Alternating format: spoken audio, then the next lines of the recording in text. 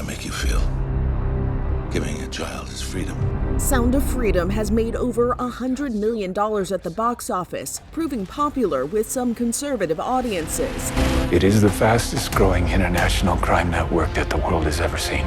The movie purports to be based on the story of former Homeland Security agent Tim Ballard's efforts to fight child trafficking. But some survivors of trafficking say the film does not resemble reality and that it may give audiences the wrong idea about trafficking. Jose Alfaro is a lived experience expert on domestic minor sex trafficking. He says, trafficking looks a lot different. Now, the next part is very important. They're going to take you. More times than most, it's happening to communities of people that most people don't care about, right? And it's those living in poverty. It is people of color. It is the LGBTQ community. Chris Ash is the Survivor Leadership Program Manager at the Coalition to Abolish Slavery and Trafficking. They say that films like Sound of Freedom and before that, Taken, give the wrong impression about trafficking. We lose sight of how it actually happens. We introduce elements that aren't true. We create narratives that are actually going against a lot of the work that people with lived experience in this field, working in the field, have been pushing back against for decades. This film and many other films that are sensationalized, the Hollywood story, it's savior trauma porn, right? People love that. People want to feel like, oh, I could be a superhero, or they love to hear stories about people being superheroes. But what I do have are a very particular set of skills. You quit your job and you go and rescue those kids. It's just kind of a boring and pretty tasteless film, not particularly well made or acted. Rolling Stone culture writer Miles Clay recently went to see Sound of Freedom and shared his opinion. So I wrote a negative review while pointing out that it sort of misrepresents the subject it's supposed to be about and the thing it's supposed to be a call to action about. And people are very upset. Clay says Sound of Freedom carries a misleading message in a poorly executed medium. Just really confused on a procedural level. It doesn't understand how, arrests and plea deals and things of that nature work. It is invested in this story of this guy, Tim Ballard.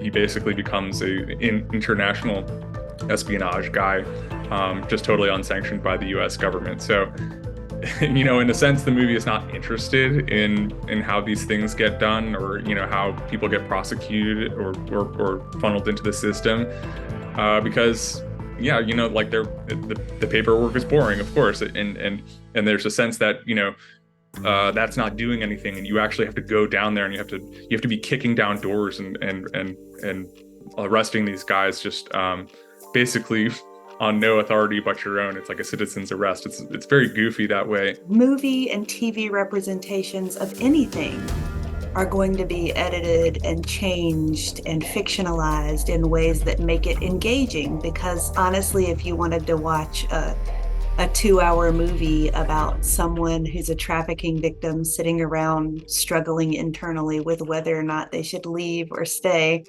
that's a really boring film. The people who are angrily emailing me about this, I've had people say that call it a documentary. They think it's a documentary, and they are just flat out not using that word correctly. That's not what a documentary is. You have somebody playing somebody else. You already are, one level removed from the real story. But the movie is doing everything it can, and down to using, security camera footage, like verite stuff that they just lace that in there to give you the impression that what you're watching all really happened. For some real-life survivors of trafficking, Sound of Freedom seems to gloss over the stories of the trafficked. Why aren't we hearing the perspective of what happens to the victim after they come out of trafficking? What does that entail? What is the work that they have to do? Why aren't we hearing the experience from the survivor's perspective? In this movie, it's interesting that children who are sexually assaulted by adults are then, they then see their captors are handcuffed and the kids are just fine, like, as though there's no lingering trauma from what they've just been through. They're all like smiling and happy because the bad guys have been arrested. It is just such a thoroughly unrealistic depiction of the issue, and it's really like, irresponsible and tasteless, because the real problem is an awful thing, and to try to make entertainment out of it that doesn't even deign to wrestle with it as it actually exists in the world is just it's just such a disservice to these victims. This is what survivors go through after, is they're really trying to learn how to undo all of the harm that was done to them. I would say after someone has experienced trafficking, there's a really long journey ahead, that years later there's still going to be impacts of that trafficking on their heart, in their lives, in their relationships, in their communities and families. Ultimately, it's a lifetime process. It's a lifetime of therapy. It's a lifetime of talking about it. Ash is concerned that Sound of Freedom may provide misinformation and disinformation. Sound of Freedom star Jim Caviezel has drawn criticism for echoing conspiracy theories about child trafficking in interviews about the movie. We've seen a lot of support for this movie from people who support QAnon, to name one of the conspiracies. Child trafficking and using them as sacrifices, that's part of what Q is working. Ash is worried that the enthusiasm of the film's supporters could unknowingly hinder actual work to fight trafficking. It's based on a false foundation, and it then ends up deterring or even countering legitimate policies and interventions that could help survivors. At best, it's a distraction from that. At worst, it's an obstacle to people who are doing, actual advocacy and actual recovery work for these victims. Neither Jim Caviezel nor Angel Studios responded to Inside Edition Digital's request for comment. I'm not fully upset that this film came out. What I'm upset about is that there aren't actionable steps and education that are given to people so that they can actually help and make a difference. So what can people do to learn more about trafficking? The first thing I would recommend anyone who watches this movie and is moved to do is to find out who's doing this work locally, already in your area, and how you can support them, because this is one of those things where, because it's so complex, there's so many nuances.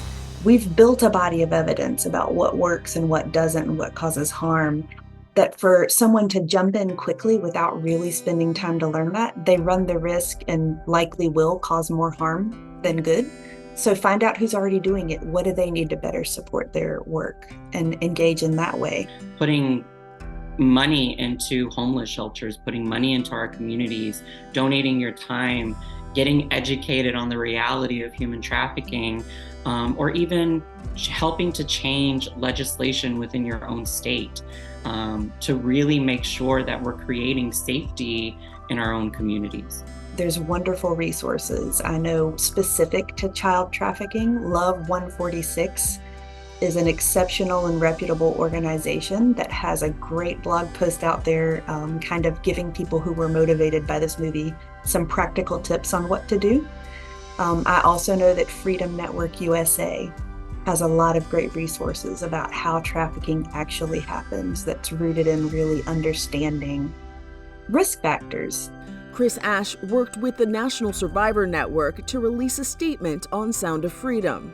So that statement can be found in the news and updates section of nationalsurvivornetwork.org. We also have an extensive resource library with a lot of journal articles, fact sheets, toolkits, lots of different ways to engage in your learning about human trafficking at our website. Jose Alfaro has an additional suggestion and a wish.